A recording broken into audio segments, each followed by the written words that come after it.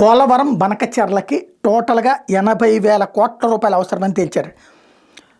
తొలి భాగం పోలవరం నుంచి ప్రకాశం బ్యారేజీ దాకా వరద జలాలని తీసుకురావడం, అక్కడి నుంచి ప్రకాశం బ్యారేజీ నుంచి బొల్లాపల్లి జలాశయానికి తరలించడం, మూడవ భాగం బొల్లాపల్లి నుంచి బనకచెర్ల కాంప్లెక్స్కి నీళ్ళని తీసుకెళ్ళటం.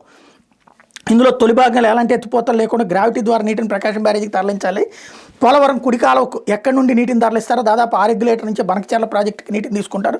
తొలుత కుడి కాలువలో కొంత ప్రయాణించి తర్వాత ప్రస్తుత తాడిపూడి ఎత్తిపోతల కాలువలోకి 15 కిలోమీటర్ దగ్గర చేరుస్తారు. తాడిపూడి కాలువను 18,000 క్యూసెక్కులు ప్రవాహ సామర్థ్యానికి తగ్గట్టుగా తవ్వుతారు. భూసేకరణ 1500 ఎకరాలకే పరిమితం కావచ్చు. పవిత్ర సంగమానికి కొన్ని కిలోమీటర్ల దిగువనే ఈ నీళ్లు ప్రకాశం బ్యారేజీలో కలుపుతారు. తొలి భాగం పనులకే దాదాపు 14,000 కోట్లు అవుతుంది. ప్రకాశం బ్యారేజీ నుంచి బొల్లాపల్లికి నీళ్లు తీసుకెళ్లే క్రమంలో 2 టన్నులు అవసరమవుతాయని తాజాగా అభిప్రాయపడుతున్నారు. కిలోమీటర్కి పైగా ఈ జంట సొరంగాలు అవసరమవుతాయి. దాదాపు 20,000 క్యూసెక్కులకు పైగా నీటిని ప్రకాశం బ్యారేజీ నుంచి మళ్లిస్తారు. ఈ మార్గంలో ఎత్తిపోతలు అవసరమవుతుంది. బొల్లాపల్లి జలాశయాన్ని 175 టీఎంసీల నీటి నిల్వకు తగ్గట్టుగా నిర్మించాల్సి ఉంటుందని అంచనా ఇస్తున్నారు. సాగర్ కుడి కాలువలో నీటిని పోయకుండానే బొల్లాపల్లికి మళ్లించి యోచన చేస్తున్నారు. ఇందుకు తగ్గ ఉన్న అవకాశాల మీద చర్చ జరుగుతోంది. బొల్లాపల్లి నుంచి బనకచెర్ల కాంప్లెక్స్కు రోజుకి 20,000 క్యూసెక్కులకు పైగా మళ్లిస్తారు.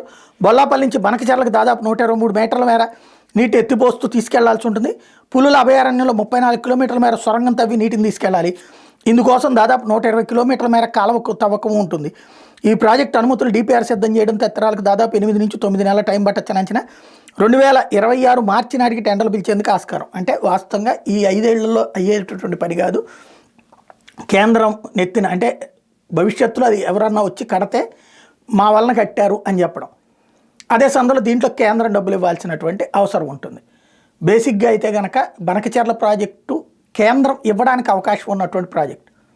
కేంద్రం దీన్ని టేకప్ చేయగలిగితేనే సక్సెస్ అవుతుంది. ఎందుకంటే కాకపోతే ఇది రిజర్వ్ ఫారెస్ట్లో పులుల అభయారణ్యంలో ఇప్పుడు చివరికి కాశీనాయన క్షేత్రమే దెబ్బతీసినటువంటి పరిస్థితి.